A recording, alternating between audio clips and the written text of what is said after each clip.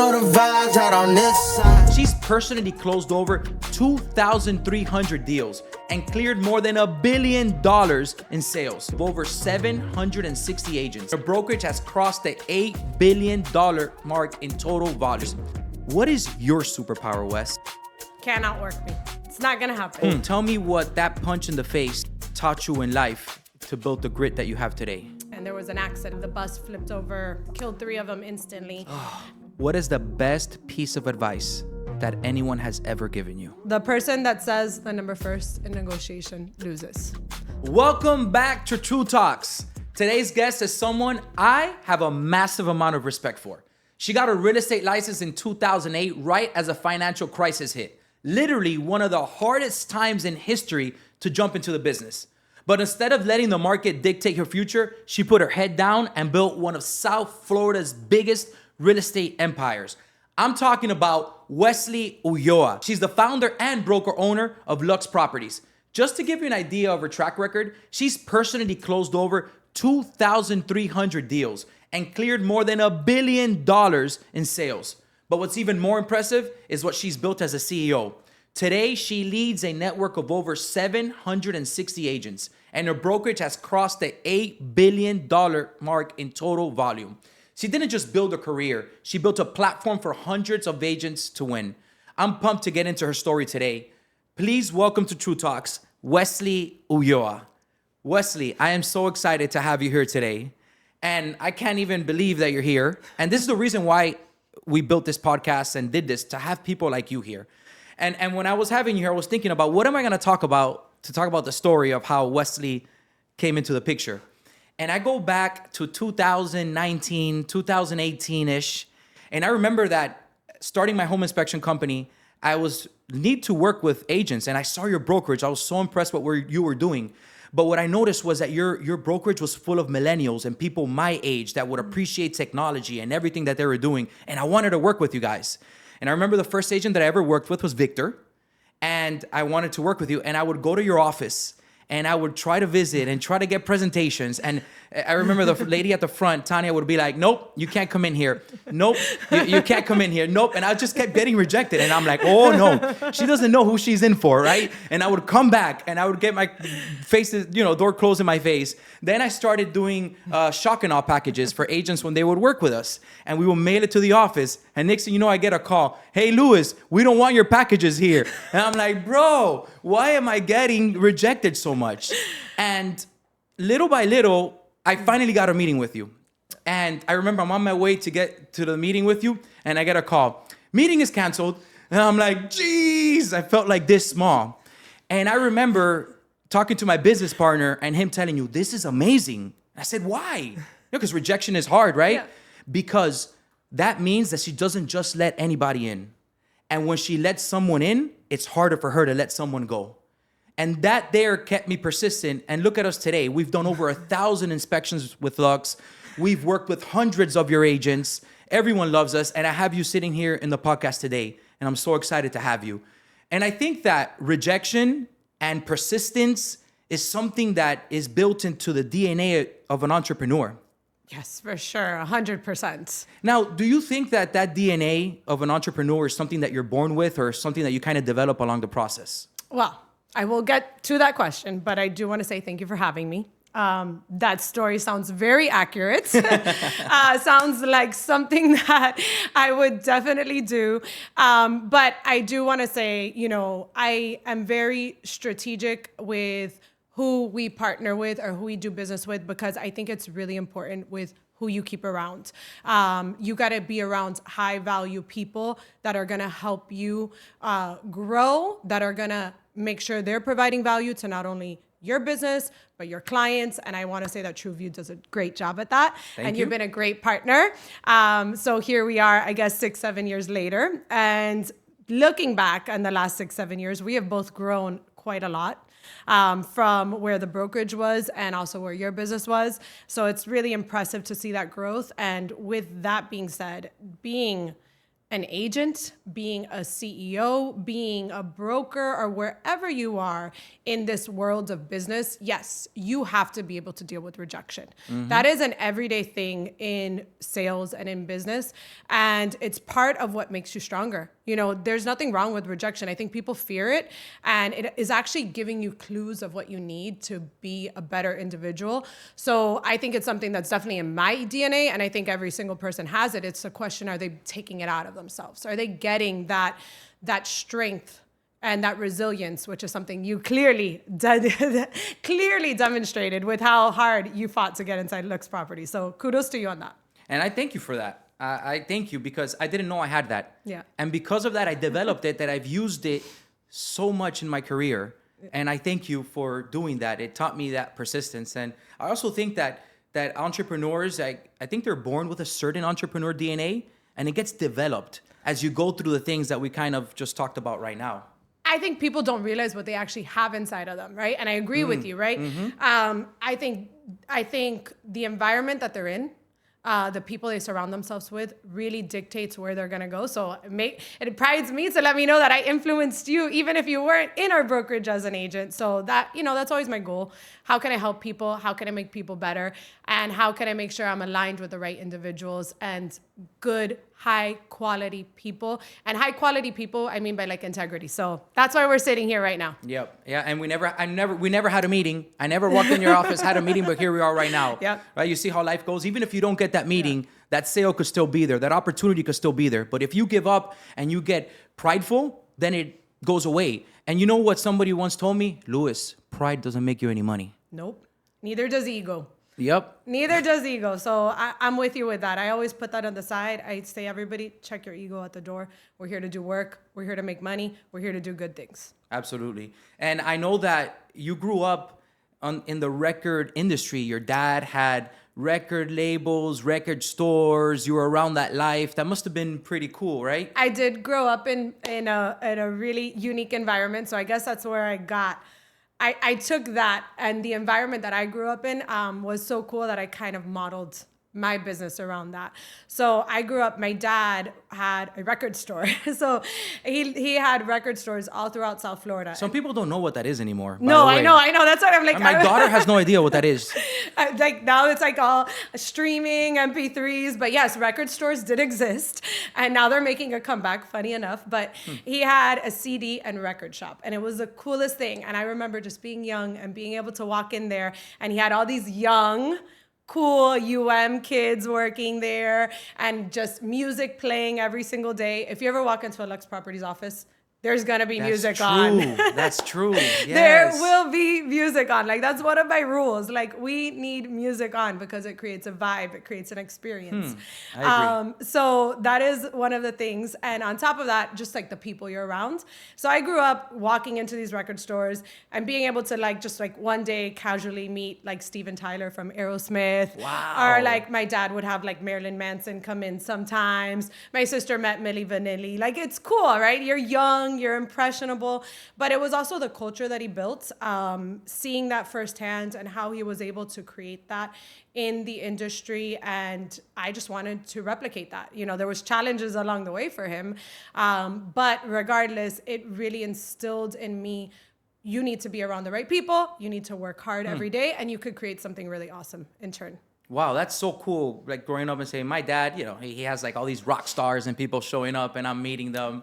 I personally only got to hang out with Steven Tyler and Aerosmith and the entire band, and that was wow. I think that's enough. There's a story in that in itself. I don't even know if we want to go there, but I remember I was able to like hang out with him. I shared like popsicle sticks with him. No, I want to know the story. I want to know the story. You want to know the story? Yeah. There's some vulgarness in it, so I don't know if I could say that. It's Steven Tyler. What do you expect? We could PG-13 it. PG-13. So I must have been like 10 years old, and I was obsessed with Aerosmith growing up. And my dad's like, they're going to be at the record studio today where my other band is going to be recording. And he's like, I'm just going to bring you because I was obsessed. But I couldn't pretend to be like going there to meet them. So my dad had to strategically place me in the lobby and wait for the right moment to break me in to go meet this entire band who's recording an album there. Wow. And I'm like, okay, so I'm sitting there. And I'll never forget, I used to be obsessed with like Hello Kitty. I had like my Hello Kitty backpack with all my like Aerosmith albums in there.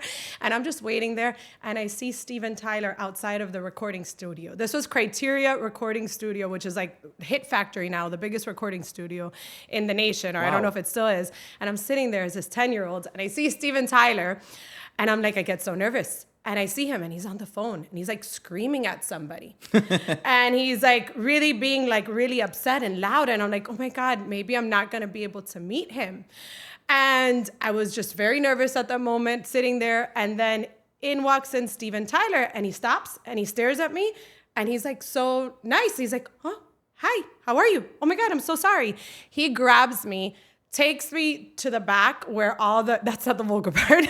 Takes me to the back where all the band is. And he just starts asking me questions. So like, what's your favorite song? And tell me what you like. And he shares a popsicle stick with me. He goes and introduces me to the entire band, wow. Joe Perry, everybody. And I'm just sitting there eating it up. And I leave there and I'm like, I'm the coolest girl in the world. Yeah. I thought so, but I was totally wrong. So about 30 years later, or maybe not 30, like 20 years later, I'm sitting down having dinner with my family. And I'm like, yeah, I met Aerosmith. I bet you he would remember me all these years later. And my dad's like, let me humble you right now. Do you know the only reason he was nice to you that day? And I'm like, what? He's like, when he walked into the recording studio, he was talking to his girlfriend and he was saying all these nasty things to his girlfriend on the phone in front of you. And then he realized you were there. He felt so bad and he was so embarrassed. He decided to be very nice to you, not because of anything else, except for all the nasty things he said to his girlfriend that day. So I thought I was cool. Clearly I wasn't, but either way, it was a cool environment. No matter what, I think it was cool. So you mentioned record stores, mm-hmm. and now you're talking about a recording studio. Tell me a little bit about that. Yeah, my dad also, so he started off with 4 record stores here in South Florida, and he would have those artists come over, and then he started managing local bands, and he was getting them signed to big labels, and so they would go record in these studios, and that's where I would get those opportunities to meet those people. Wow, that's really cool. You get to see some of that behind the scenes stuff and everything. Right. And now, I know your dad, there was a tragedy. Yeah. And Mike Tyson said that everyone has a plan until you get punched in the face. So tell me what that punch in the face taught you in life to build the grit that you have today. Yeah, no, that was definitely a tough subject. Not a lot of people know about it, but yes, I had this awesome experience in growing up in let's say the music industry, at least here in South Florida. But my dad, in those managing of those bands, he had this great group that they actually got signed to Sony. They were doing phenomenal. And they were touring. They were touring, in a tour bus. Like, I don't know if they still use tour buses now. I'm dating myself. But they were touring throughout the nation, and they had just done a huge show in New York. They made it on VH1. They made it on MTV. And they were driving back down, and there was an accident. The bus flipped over, I want to say 5 times, killed 3 of them instantly. Oh, wow. And I'll never forget that day growing up because I had to go to my dad's store that day, and just the look on his face was, you just know. Look at me having to be emotional here. Yeah. But with that being said, my dad obviously went through a tough time. He lost the business because, obviously when you care about somebody, it affects you. And so he had a couple years there that were really, really rough. And what it taught me, right, my mom had to basically carry the family on her back for a good 2-3 years. We went through really a tough time, but it taught me that you always have to, be prepared for those things. Those things are going to happen for sure. And you also have to just put your best foot forward every single day. She had to really, really, handle the bills, work overtime. She had to put in that grit. And I saw my mom put in that grit. I learned like the vision from my dad. and the vision and the entrepreneurship from my dad. Okay. And my dad had that grit too, by all means. But that true grit, I think, came from my mom. Seeing her just like really, go to work, make sure that we saved the house. We had creditors, like you can imagine what everybody goes through, Of course, yeah. Death, all of those things that we experience. And my mom really held it down, and she taught me how to balance a checkbook. I learned firsthand why I couldn't have the things that I wanted to have in life. I learned what tragedy could do to you, or just you have to be aware that those things could happen and you have to plan for them, unfortunately. But it also teaches you to live in the moment, right? You could create something awesome. And ideally, whatever you create, or the business or the life or the family that you create, you know that those things are gonna happen. But if you create the foundation strong enough, you'll still be resilient to make it through. Yeah, thank you for sharing that, Wes. It was, very touching, and knowing that and seeing that it shows me again in life that everything we go through in life prepares us for where we are today. And I see that your dad was that visionary that led you, that made you aspire, that helped you dream where you could get to. And your mom was that rock and that foundation that showed you what hard work is and what grit is. And it turned you to what you are into today. And that's why whenever we go through everything in life, we need to be grateful for what we go through, because things don't happen to you, they happen for you. 100%. And that's why you are carrying 760 agents. And that's why you're the visionary that's able to build a $6 billion business in sales. 8 billion. 8 billion. Oh my gosh, my bad. It's okay. It's okay. And talking about, who cares about the 2 billion? Who's counting? And talking about that, you got to have a superpower. Yeah. Heroes have superpowers. Yeah. The Avengers have a superpower. The X-Men have a superpower. Sports players have their superpowers. What is your superpower, Wes? Very simple. Cannot work me. It's not going to happen. No matter what. And listen, I believe in balance, and I believe that, you have to make the time for family, for friends, for everything. But I know I have such an intense focus. When I go to work, I'm putting in that work. I'm really making sure I'm spending every minute as efficiently as possible to hit my goals. And that's something that I'm really strong on. I believe in the Mamba mentality from Kobe. He was the first one in the gym in the morning, last one to leave. And not only was he putting in more hours, he was always training. He was always improving himself. He believed in greatness, and that's something that I focus on every day. You know what? We have that similarity. I believe that's one of my superpowers, along with execution. And my inspiration is Tom Brady. Okay. He's my favorite athlete ever. And Tom Brady always said, he was the pick number 199 in the draft. And he said, you could be more gifted than me. You could be better looking than me. You could be faster than me, but you're never going to outwork me. And look at that. To me, he's the GOAT. He's the GOAT in all the sports. Very true. And you have the Mamba mentality, and I have the TB12 mentality. So that's cool. And now you look at Luxe, and you see the empire that you've built. And you go back to everything you went through in life, and you see it now. And people don't understand. They kind of see where you're at now and say, oh my God, look at that. It was probably gifted to her. It was probably given to her, etc. Yeah, right. What was the hardest part about starting Luxe, would you say? Oh my God. Which part? How much time do we have here today? No, you go. No, I will try to be succinct. Hardest part about starting Luxe. Definitely leaving the business that I built that was functioning, because I'm a big person on systems. I'm an operator. In the end of the day, I want to build systems that are replicable. So I had a really strong REO business. I've done pretty much all kinds of business, but I was an REO agent, and not a lot of people know that, but I used to sell foreclosures. And I would be managing, between me and my partner at the time, about 40 to 60 active foreclosures at any given time. And when I opened up Luxe Properties, I had to let that go. And that stayed because the way that it worked is it was tied to the broker. Like, you had to sign up with Fannie Mae. That was a 1 to 2 year process to get that account. And in order for me to start Luxe Properties, I had to say goodbye to that. And that was hard. And I held on to that for quite some time. And, there was moments where like, am I going to do this? Am I not? But I finally did. My business partner at the time, that I opened up the brokerage with, he pushed me, and he he basically said, either you're doing this or not. And I said, we're doing it. Let's go. And Wow. that's what pushed me into that. But the other part of that a lot of people don't talk about. Yes, it's a large company now, but when you're starting out, you're starting from the ground up.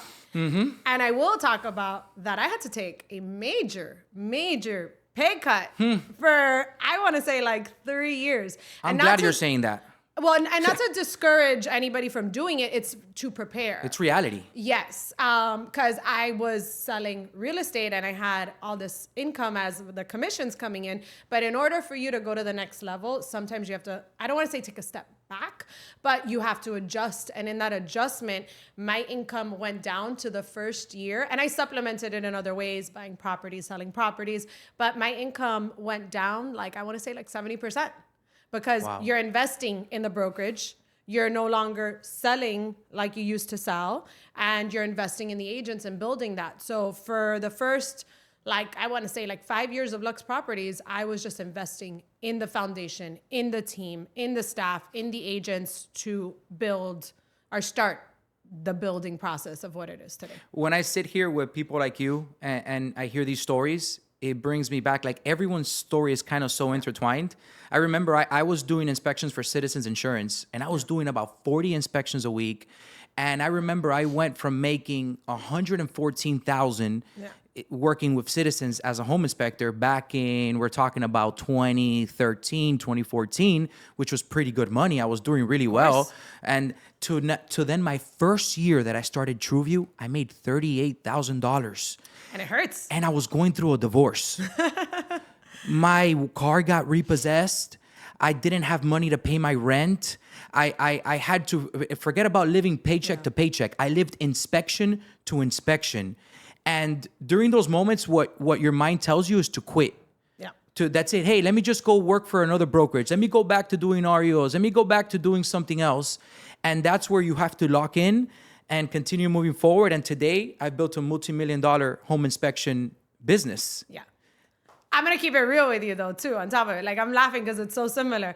Like, there's moments when you're in that process, you're like, why did I do this? And I will keep it real. There's moments, even today, I'm like, why am I here right now? But all of those are fleeting moments, and they pass.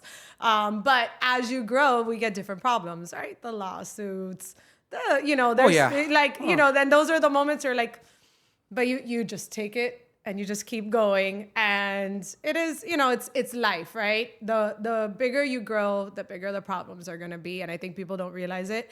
But there's so much fun in the process as well. You get to build something really cool with great people. But you know what that shows me? The power of vision. Mm-hmm. Vision has the power to get you through whatever you need to get through in life. 100%. And I know that something that I admire about you is the way you pour into your agents with education. Yes. I see how you don't do weekly meetings. You don't do 2 times a week meetings. You do meetings every single day. And that's how you've been able to kind of empower your agents. Yeah. So tell me how important education is to agents, and why do you do that and still do that till today? That's a great question. And I will tell you a couple of reasons why. Number one, I love school. I love learning. I love growth. I just think knowledge, it's so cliche, but it's so true. Knowledge is power. And I always started the company with the ethos that I want our agents to be more knowledgeable than the rest of the agents Which is something that's lacking in this industry. Yes. And that's where Luxe Knows came about. So that's like our email domain. No wonder. I was trying to find out why was Luxe Knows came from. Yes, Luxe Knows. Like, it was like a campaign that we started back then. Maybe we should bring it back. But the idea was always that our agents, if we could develop our agents in a manner and in a way that they have the knowledge, the tools, and the supports they need, then the sky's the limit. I believe in and this is thanks to my partner, my baby daddy, Justin. I believe in the culture of the Miami Heat. They develop players. Look at Bam Adebayo. Let's talk about him. 83 points. That's a great story right there. Yes. but I was like, for some reason, whenever somebody does something, my thing is like, I want to look them up. I want to know their story and I want to know where they came from. And he's a perfect example of like a heat lifer, the culture, and really like that came from the Pat Riley like Institute of Basketball or whatever you want to call it, but their actual like system. And he was drafted by the Heat. He's only been with the Heat, and it's so rewarding to see that guy shine and really get 83 points in one game. Yes, but yeah. You see, was he that great like 5 years ago? He's always been great, but you look at, could you have imagined Bam Adebayo, one of the tallest players in the NBA, shooting like he's a shooting guard? No, I never thought he could do that. 83 points, but the team and the system developed him. And that's what I want to do with agents and Luxe Properties. You might not be where you want to be today, but come into our system so we could build you to be a BAM. To be Luxe culture. To be, yes, Luxe, Heat culture, Luxe culture, Heat lifer, Luxe lifer, right? So that's, we try to build that culture. Your culture is the glue that binds you. It makes or breaks you. And that's something that I'm really big on. That's why you have Luxe lifers. We really, we really want to make sure that we are always, let's go back to that knowledge.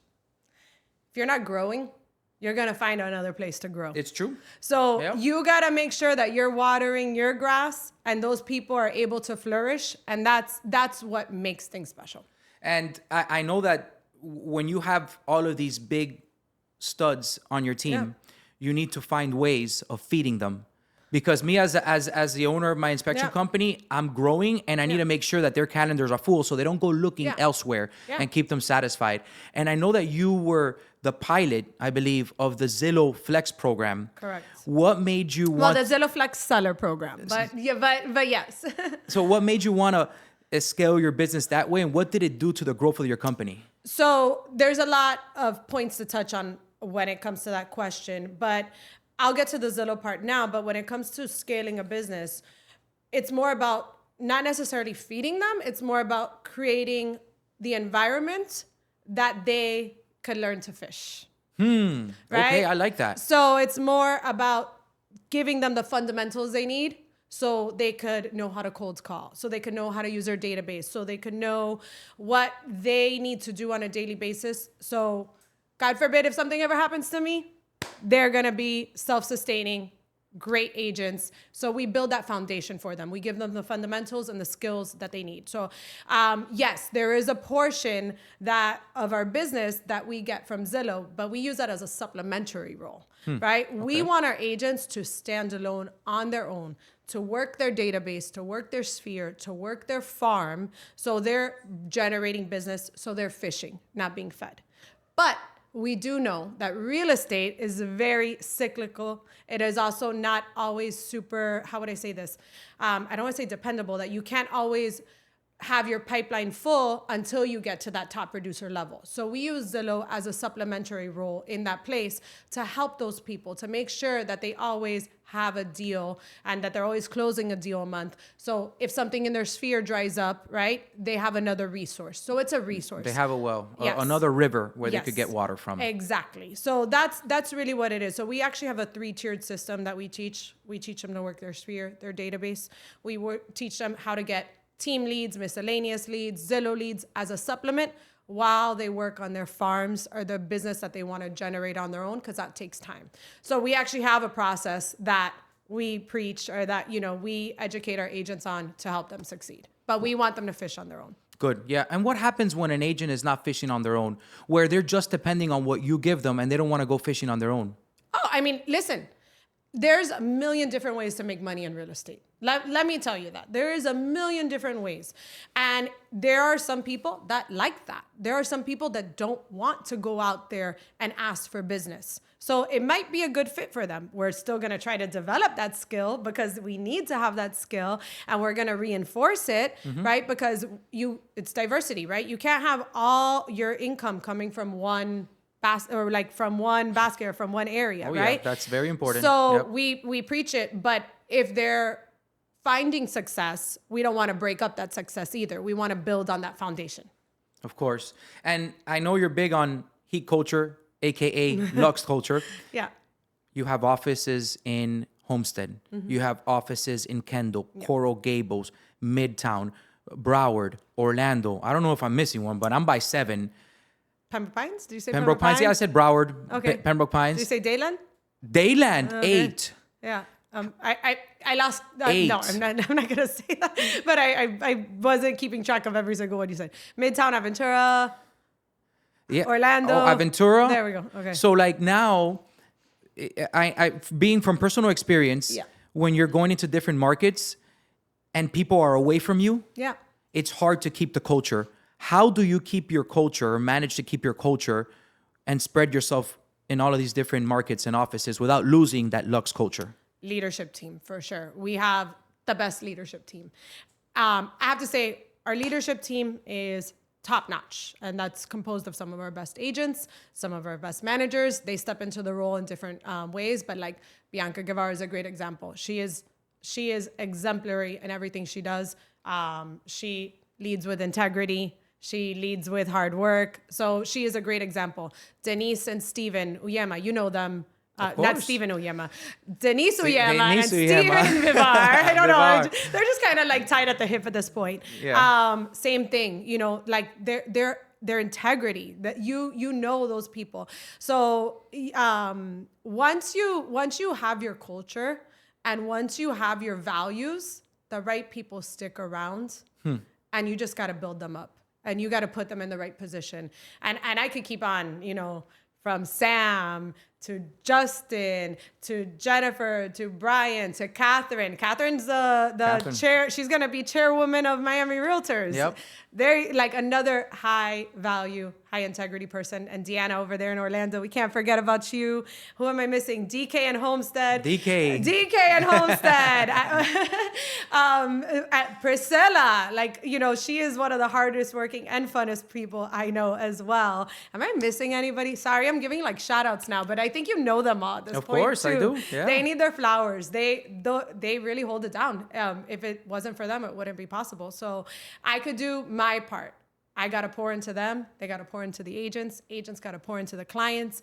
But we got to constantly be filling our well and making sure that they have what they need to lead and everybody has what they need to succeed. And for everyone, for entrepreneurs, this question is for entrepreneurs who are trying to scale a business, not necessarily in real estate.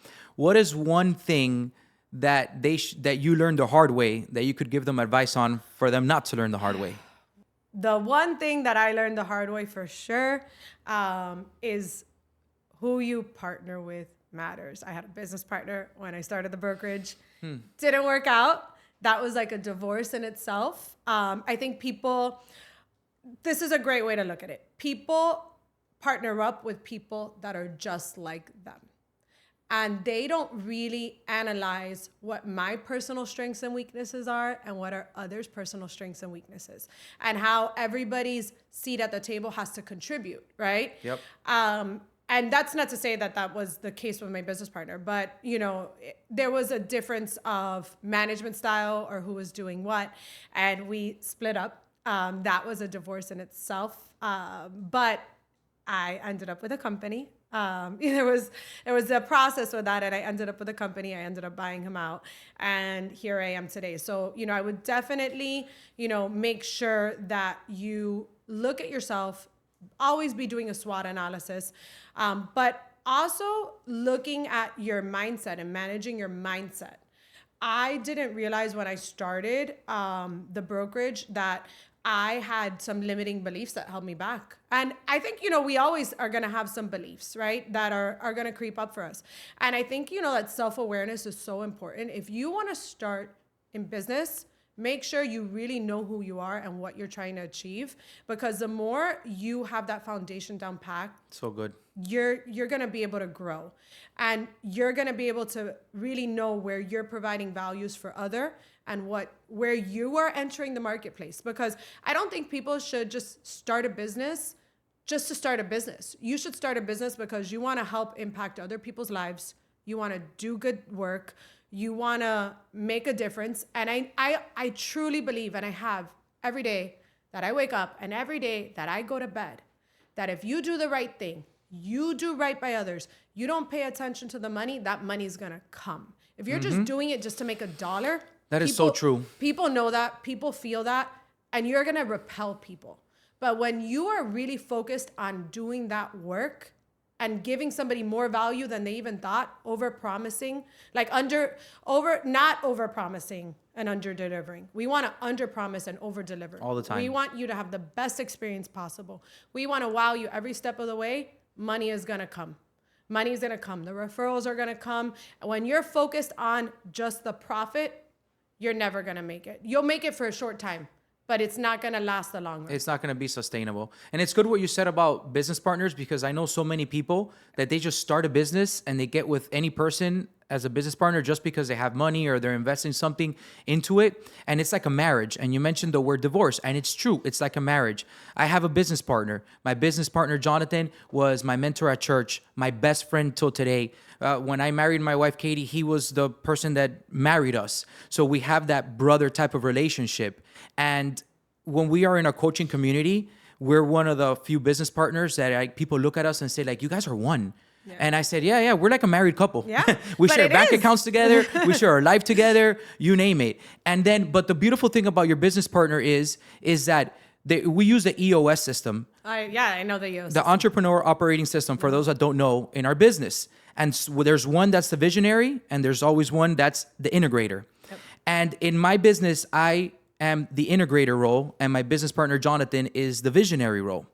And even though I have both, and he has both. I was going to say, like, you tend to be a visionary yourself too, I am, right? But I'm stronger in integrator, but I'm still really high in visionary. And he is really high in visionary, but he is really high in integrator, but he is a little bit higher in visionary. So we go and we say, hey, we each have our strength. You stick to that role, I stick to this role. And I think that you're a visionary. And I think that in business, the visionary has to see opportunities that other people can't see. Yeah. So how do you see those opportunities in business to succeed that other people don't see? Well, I think it goes back to what I was talking about my father, right? I think my mindset really helps me be able to see that. I'm going to tell you why. Going through so much in my life, between my father, losing his company, between having to break up with my business partner, and also building my business, at least the real estate portion, in the recession, I actually learned that all the things that when all the noise is happening and when things are going wrong, there's opportunity there. You just have to find it. Mm-hmm. Now, I can't tell you one strategic thing because that opportunity is going to arise in different ways. So I really, truly believe it's a mindset. It's that mindset to know that there might be chaos right now in what I'm experiencing, or there might be chaos in the world, which right now there's chaos in the world every day. Yep. And I've learned to maintain my calm, cool composure, at least with what I'm operating or in my business, that I know that I'm just going to weather the storm, and I know that something's going to come out of it. And if I'm calm, I'm going to be able to see it, and I'm going to see it before others. Right now, we live in this world that there's like Instagram noise, news, the clickbait. You go on there, something breaks, and you see 10 coaches talking, and it's like, it's noise. And when you learn to ignore that noise, good. I like this. You're gonna find those gems. You're gonna find them, and I know that they're there. And that's something that I've just learned from just everything you go through. So that's life. And once you figure that out, and once you're able to master that, then, and I don't want to say I've mastered it, but once you're able to master your emotions or what you're going through, you're gonna succeed. Another thing, a quote that I live by, Warren Buffett's quote, right? Because business is hard. And people don't want to talk about how hard business is. It is, yeah. Everybody wants to talk about the good days. Nobody wants to talk about the bad days. Yes. Right? And there's going to be days that you're going to doubt yourself. And you're going to be like, why did I do this, right? When something goes wrong, when the business is switching on you, right? I've lived through the past few years, the NAR lawsuit, the market shifting, right? And a lot of people get scared and they freak out. But I also always remember Warren Buffett's quote, when the tide goes out, you're going to see who's swimming naked, right? And so that If you have that foundation, right, you know when that tide goes out, you're going to be good, right? And Yeah. you know others aren't. When you don't have your processes in order, Let's go. Give it to him. when you don't Yep. have your systems in order, when you don't have the support you need in those instances, you're going to see who was really all show and who was serious. And that's something that I go to bed with too every day. I know that I've put in the work and my team has put in the work and the agents have put in the work to pounce on that opportunity when it arises. Absolutely. It's like silencing the noise and believing in your systems, is what Yes. I'm hearing. It's like the quarterback that gets on the line and it's in the opposite team stadium and you're hearing all the noise and the fans booing you and screaming, but you silence the noise and you believe in what you've practiced. And that's exactly how you're able to see and take advantage of opportunities that other people can't take advantage.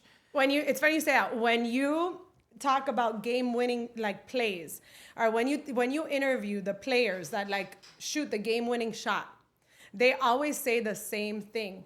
When they're shooting that shot, they don't hear anything else. They're able to get in that zone and really, really make that happen in that moment. They're just so focused on getting that ball in that net or hitting that wide receiver out there in the end zone. They have practiced. And practice is important. I think we don't practice enough. That's true. They have Yeah. practiced for that moment. So when that moment arises, the noise doesn't matter. And I know that your superpower is working hard, outworking anybody. But I've seen so many people that work hard and they're not successful. And I feel that sometimes you could work hard and it's like a car that's just spinning its tire. You have all this torque, you have all this power, but you're just spinning in the same place. What's the difference between effort, which is hard work, and actual leverage? Well, I do think that if you're going to work hard, you're going to eventually figure it out. I think where people get stuck is they keep doing the same thing over and over again, right? You got to pull out those problem solving skills. Now, leverage is important as well, but you got to get those problem solving skills out because you can't just keep doing the same thing over and over again and expecting a different result. Yeah, correct. So I think that's part of it. So at some point you gotta take a step back and you gotta evaluate what are you doing and what's working and what's not, and you got to make changes. So I think that's important. When people are just working hard and not getting the results that they want, something is holding them back. It could be themselves. A lot of times we hold ourselves back. But leverage is important too, because part of that when you take a step back is you want to make sure you're being efficient. You want to make sure that you're spending your time on the things that are actually going to improve your business. And I think realtors sometimes don't really focus on that. And I don't know about other businesses per se, but I could imagine it's probably the same thing, right? Everybody chases a shiny new object. Yes, that happens too much. Yes, everybody switches. Sometimes they switch things too fast, right? Yep. So they're working, but they're not giving things time. So it's more, I don't want to say slowing down, but it is taking a step back, evaluating what you're doing, making sure you're actually getting an ROI on your time, and that's how you're going to be able to achieve more. And making sure you're focused. Do you time block? I'm so big on time blocking. I'm so big on really making sure I'm able to really focus on that task that I'm doing at that moment, whether it's that morning call, whether it's a one-on-one with my agent, Yes. whether it's checking my emails. I actually want to check my emails uninterrupted. I'm right? a witness of that. I see you. I've Yeah. seen you do it. Yes. So, but all of those things that I do, I make sure that I'm giving it my all in that moment. And yes, do I multitask sometimes too? Yes. Does my phone ring? Yes. All of those things happen, but I just try to be intentional. And you talked about holding back. What would you say are two things that are holding entrepreneurs back and holding realtors back? Mindset, 100%. Mindset. Tell me about that. Yes. I think people are always so consumed by other people, what other people are doing, or their limiting beliefs on themselves. Okay. I really believe that, yes, nobody is perfect. But when you have that growth mindset, you know that you're going to get better and you know that you're going to practice and you want to practice. You want to role play. You want to learn. You want to do those things. So getting in that growth mindset instead of that fixed mindset really separates the winners from the people that stay average or stay small. So that, I think people's mindset, they don't really realize what holds them back because they need to do like self-awareness, really learn a lot about themselves. And I actually pride myself that I'm always trying to learn about myself. I have gone to therapy. I talk to just others and learn about others. And I want to understand why I do the things that I do. Because when I understand myself, I'm able to understand others better. It's good that you were mentioned that the mindset, and I wasn't thinking that you were going to go there. You never know where I'm going to go. Yeah, it was good that you went there. You never know. Now, if you could fix one thing in a realtor's mindset so they don't think small, what would it be?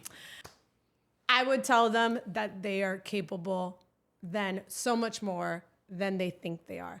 That they could do anything that they want if they just work on themselves every single day. They have to realize that the world is full of infinite possibilities. There's so much noise out there, and there's so much things out there that, yes, the news, negative, this, that.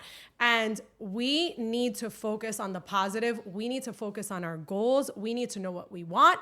And the more that you know what you want, the more nothing else matters. When you're able to find who you are, what you want, you're going to work on yourself every day. And if you just work on yourself and get a little bit better every day. So good. If you just focus on one thing every single day, that's true. Whether it's positive start to the day, whether it's being nice to somebody on the street, smiling, anything, you will find the positive moments of that day and you'll keep building on it.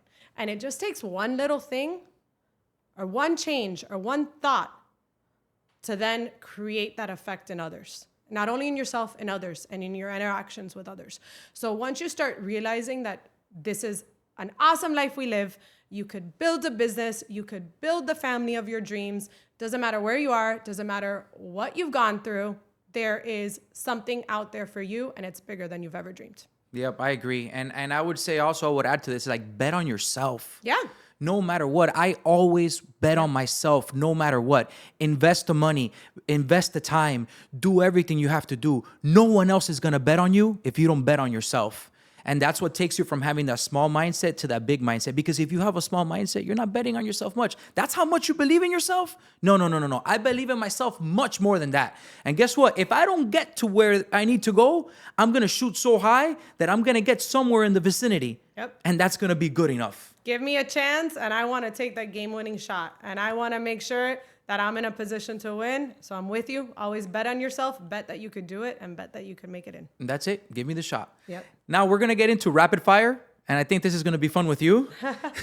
So I don't know. Let's see. I don't know these questions. I know, and you really don't know these questions. Okay, let's get them fast. You know what this is. What's one non-negotiable habit that keeps you grounded? 2. Gym, for sure. And then it's my thing. When I get home and I open that door, I cannot be on my phone. I cannot be doing anything. I want to have that moment that I see my son and he runs up and he greets me, and it's the best thing. And it's what makes my day every day. I love that. I feel so guilty hearing that, because yesterday was one of those days where the world was falling, and I picked up both of my daughters on the phone, and I got home and I was on the phone, and it's like they just wanted my attention. What skill matters more in real estate than talent? Grit, 100%. Grit. 100%. There's no doubt. You have to be strong, and you have to be able to work through anything in real estate. You could be the most talented person, but if you don't have that perseverance, you'll fizzle out eventually. What's a hard lesson the business taught you fast? Humble yourself. Be humble. Yes. What one thing you stopped doing that changed everything? One thing that I stopped doing that changed everything. That this is a tough one. Saying yes to everything. Good. I love that. Yep. Saying yes to everything. Yes. Yeah. It's so hard to say no, right? Yeah. It's easy to say yes. It's hard to say no. That's a great answer. What's the number one mistake you see agents making right now? Not picking up the phone and calling their friends and family and staying in touch with people that they have done business with. Stay top of mind. 100%. What's one daily action that builds referrals? Same thing, but I will tell you, daily action, reaching out to 10 people, but actually being impactful. I send gifts to my past clients. That has been my biggest game changer, and alone, and my agents who do that see the most success. And some people are afraid to doing that because they don't want to invest more money because they don't see any deals coming. But that's where you bet on yourself. You give, it comes back. You invest, it comes back. Always. You might not see it in that instant, and people want it in that instant. And they want that instant gratification. It doesn't exist anymore. It does exist on Instagram, but it doesn't really, in real life, it doesn't. If you give, you'll get it back eventually. What's one thing you do to protect your time? Boundaries all the time. Time blocking, boundaries. I have like 2 phones, actually like 4 phones, or like 4 numbers. And I have people that manage each one of them just to make sure that people get the service they need, but I also have time. All right. Top 3 Miami restaurants. Go. No thinking. Oh man, this is tough. Okay. I am a huge Machialina fan. I like big restaurants and the nice restaurants, but I also like that quality old school Miami experience. So I would definitely say I like Machialina if I want a nice Italian night out. Oh, I also like Cafe Prima Pasta. I like Italian food. God, I'm just gonna keep Italian going. too. I'm gonna keep going with this. I'm a fat boy at heart. I haven't been there, but I still love Prime. God, can I keep going with this? I don't know. I love food. I love cooking. Oh, good. I love cooking. So I could just I cook almost every day. That's another non-negotiable for me. Have you gone to Carbone Vino? I've gone to Carbone, and I like Carbone. I just don't feel like it's so like Miami. I like homegrown, like 305 stuff. Yeah, I'm actually going there tomorrow with my wife. I love that place, like my 3rd time going there. Yeah. But I love because when you walk in, I feel like a mobster inside New York in a little place. Pretty cool. Okay, your go-to I'm stressed reset. Gym or wine. Yeah. I don't know. Hey, a combination of both? Gym in and the morning, wine at night. Yep. Yeah. Yeah, I do kickboxing, Okay. martial arts. That's my daily. Because that's what gets the steam off. And then on the weekends, Wes, I need to get out on the boat and fish or head to the Bahamas. There's nothing like putting the throttles down and feeling that wind in my face. Like if I don't have that, I don't know what I would do. I'm with you. All right, last question. Your biggest rookie mistake you made when you started? My biggest rookie mistake, not knowing anything I'm doing. That's what it was. I literally started working and I just was figuring it out as I go. And I think if I would have had somebody to guide me or mentor me, I would have gotten there faster. But I'm going to have that caveat though. The fact that I had to figure it out all on my own is what led me to open up the brokerage, because I realized there was a gap. There was a gap with agents getting the support they need. Now it's gotten better over the years, but I probably wouldn't have started Luxe Properties if I didn't have that experience, because I saw the need to help others not go through what I went through myself. And that's why you pour into your agents the way that you do. Yeah. All right, Wes, where could people find you at? Luxe Properties MIA. Luxe Properties MIA will be on the screen. And this is the last question, I promise. Okay. What is the best piece of advice that anyone has ever given you? Ooh. This is a tough one. In business or in just life? I'll go with business. Yeah, Something I've actually learned in a negotiation skill that I take all the time in everything I do. And this is good for realtors. The person that says the number first in negotiation loses. So there you go. So that'll be an interesting one. That was good. So if I try to sell you that, I don't know, this microphone, Yes. right? And this is my microphone. How much would you pay for it? I don't know. What's the price? I don't know. I don't know what it's worth. What do you think it's worth? I don't know. Throw a number. Couple $100, $150, $200. So if I would have told it to you for 50, you just lost. That's right. So that was and that was actually my ex-business partner who taught me that. So that is something that I've learned and I practice every day. Helps me in real estate, helps me with what I do. Wow, that was good. You see, you got the advice. Whoever says the number first loses. Top negotiation skill given by the queen, Wesley Ulloa, right here. This is True Talks, where business meets real life. See you on the next episode.